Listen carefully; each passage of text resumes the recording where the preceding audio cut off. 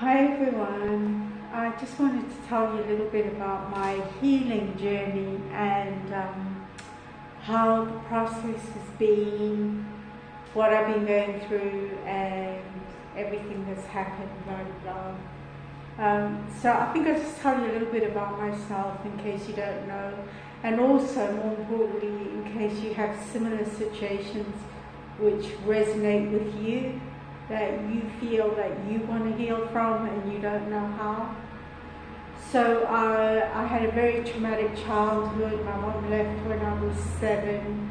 I was raised by an abusive, aggressive, rageful, alcoholic man till I was 17. Then obviously when I left home, I had never ever had the affection or the love of any human ever in my life. And I was meant to get on in the world like that. So I want to say that interestingly, because I'm now all about spirituality, I'm heavily into my healing process now. It's all I'm doing. And I was listening to a girl, Rachel, Reiki with Rachel, and she was saying, when did your spiritual journey begin? And mine actually began when I was about 8 years old, and I had gone to a convent school, and I had a connection. There was a connection, I was introduced to, this is Jesus and this is God, and everything. I was like, oh my God, this is amazing. And I felt a real connection then. So much so that by the time I was 17, I was ready to become a nun. But I left school, that wasn't meant to be. But the next thing was Oprah. I watched Oprah, and she had a lot of guests on that spoke about spirituality, like Eckhart Tolle, So I really started hearing this and thinking about it, thinking, wait, because I had some disputes with the Catholic religion when I wanted to baptize my daughter, and they were all like, no, you can't because you're not married in the Catholic Church. I was like, what? So that's when I realized, well, this church ain't it. Church thing ain't it. And so I started following Oprah, and then in 2001, I did a meditation course. And this was the beginning of something, because I used to smoke weed all the time. I mean, literally 24/7 from 7 in the morning till I passed out. Well, with the alcohol as well. But I stopped smoking in 2001 when I did my meditation course, because they said if you want to meditate, you can't take drugs, you can't smoke or take any hallucinogenic drugs. So I thought, well, weed or meditation, and I thought, well, you know what, the meditations really helped me. It helped me to abduct my daughter at the time. It helped me to focus, and I thought, well, that's really good. So I stopped smoking in 2001. Then in 2004, I did my yoga training, which brought me, I'd never done so much meditating in my life. It brought me more in tune with the meditating. I found I really liked it. I really enjoyed it. In the beginning, I was sitting there giggling like a silly schoolgirl. By the end, I was really loving it. And then the next thing was going to Thailand. All the meantime, I was doing my research with Eckhart Tolle, with Dr. Joe Dispenza. I was always like interested, looking around.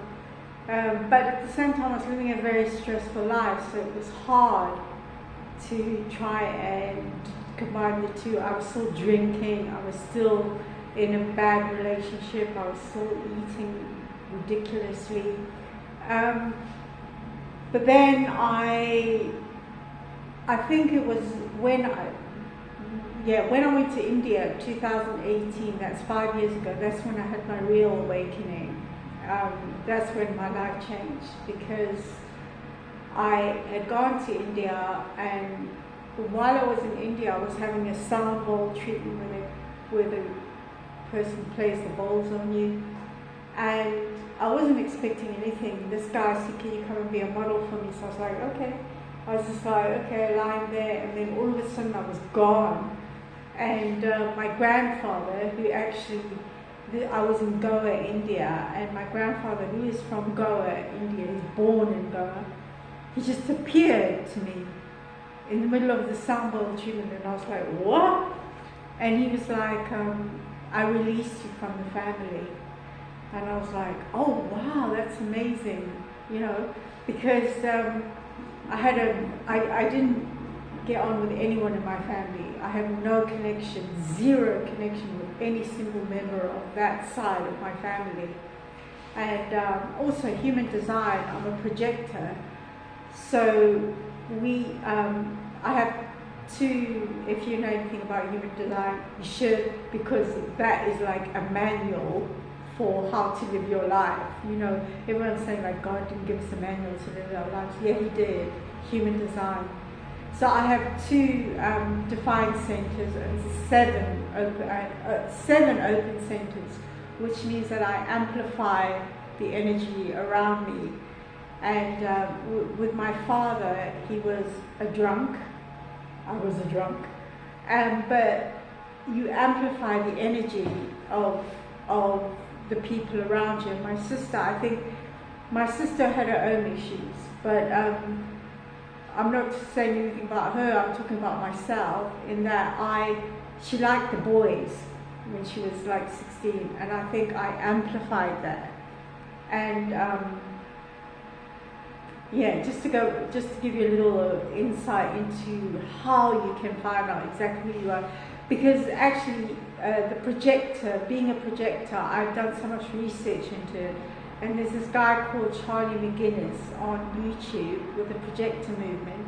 He's fantastic, he's brilliant, he's embodied everything. Everything he says, he's done.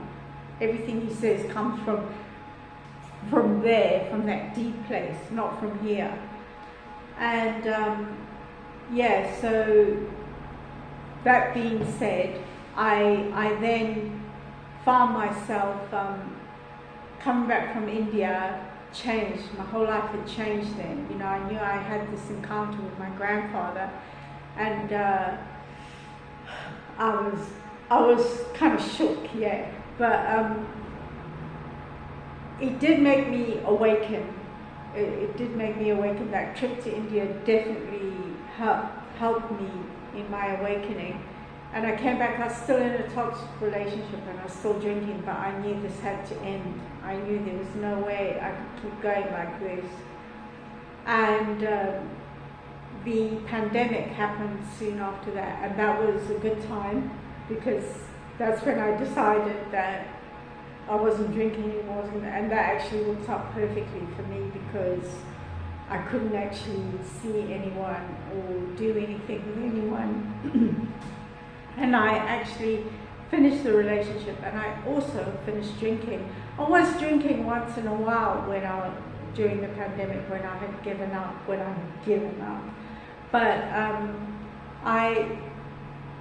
it was only once in a while, and eventually I didn't even want to drink anymore.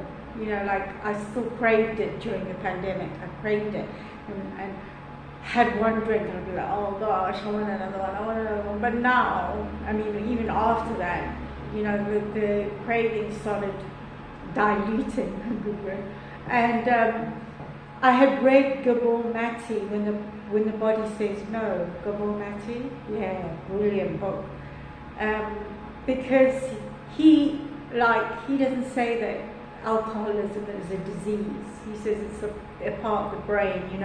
Addiction is a compensation for something you've lost as a child, a connection you've lost as a child. You get addiction as a compensation.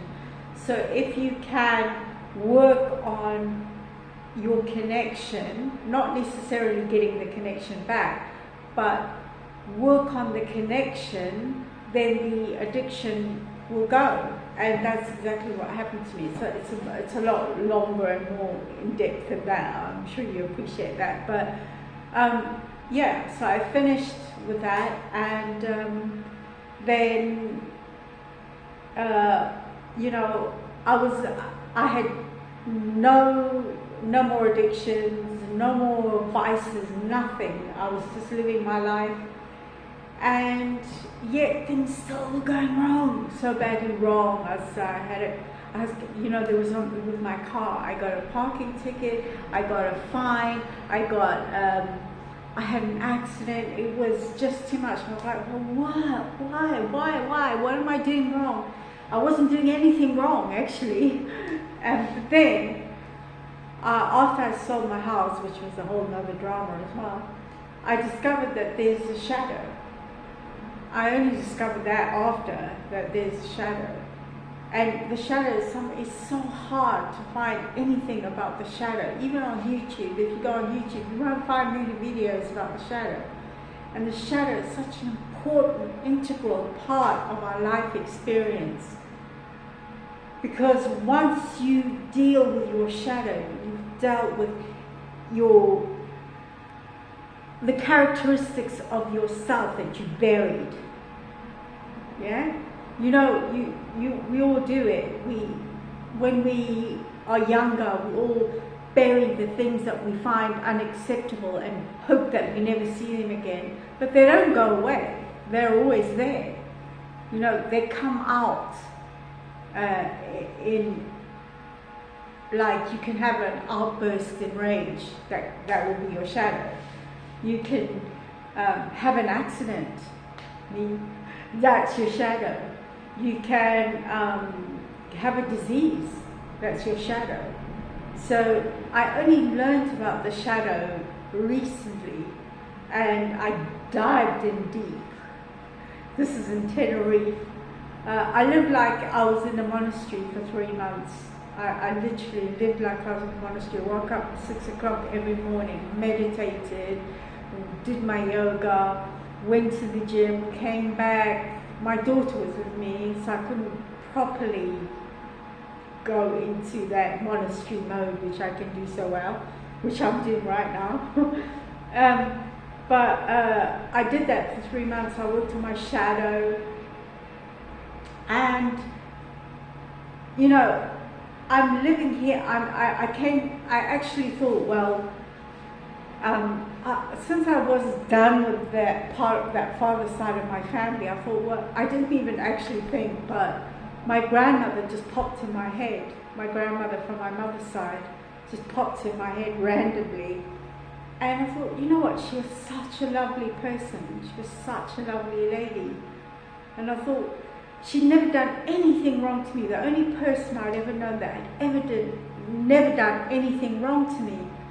And my father, when I was a child, I had lived with her, and my father took me away from her, and he said to me, I'll hit you, I'll beat you if you ever see that woman again. So she did come and see me, and I was so scared. I hid from her, and I never saw her again. And yeah, that was kind of sad. And anyway, she popped in my head, and I thought, I'd been doing some work on the ancestors, you know, ancestral healing. And she just came into my head, and my daughter had done me a cartography chart, which places are good for you to live in, and Porto came up as a good place for me to be in, and I thought, Porto? I thought, oh, my grandmother again, because my grandmother came from Porto. She was born here, lived here her whole life. You know, my mom was born here as well. And I just thought, well, let me go. The ancestral healing thing, let me go and spend a couple of months there and see what I go on. And so anyway, I went there, and I just fell in love with the place. The energy is great. The people are lovely. You know, everyone speaks English. It's crazy. And they're so nice. And the place itself is so beautiful. It's so beautiful. I never heard of it. I never heard of that. And I used to talk to people a lot about Porto. So my grandparents live or come from Porto. You know, I'm half Portuguese, I'm from Porto, my you know, blah, blah, blah. No one ever said anything to me. I get here and I'm like, wow. So we stayed for a week, and then we were going back to Spain, and on the plane, I was looking down at the clouds, and my grandmother's face just appeared, and she said, come back. And we got to Spain, and it was so hot. Oh my God, it was a nightmare. And I said to my daughter, you know what, I want to go back to Porto. And she said, okay. She loved it here too. We came back here, and she's gone to London. And I'm staying here, like in a monastery. No, I have an apartment. It's lovely, 1 bedroom, perfect, beautiful, nice, clean. In downtown Porto, not the best area, but it's not bad. It's not the worst area either. And I'm sort of like in a monastery again, you know, giving that monastery vibe, waking up at 6, meditating, doing my yoga. What I've started doing is somatic experiences. So somatic experiences I only just learned about through Charlie McGinnis from the Projector Movement. And that is scanning your body. I had done a meditation, fancy this, I'd done a meditation years ago. It was even on my old phone, about the whole body, where I went through the whole body, explaining which emotions are connected to which part of the body. So I've perfect. So I've been doing that, and the breath, you know, the sympathetic and parasympathetic nervous system. The sympathetic nervous system is connected to your being in stress all the time, you know. And the in-breath, so this is what Charlie taught us, the in-breath is connected to the fear, the stress, and the out-breath is connected to love, joy, peace, happiness. So breath work is so important. So I do my breath work every morning, then I do my yoga, then I do my body scan, then I go to the gym, then I come back, then I do some work, then I meditate. So my life is very much, I'm all in. And I know some people might say, oh, well, you can't, who can afford to do that, you know. And I think the reality is that when you are ready, because I've heard so many people that are doing what I'm doing, and I think that when you are ready, truly ready, the divine will provide for you. That's the truth. I know it. So that's it.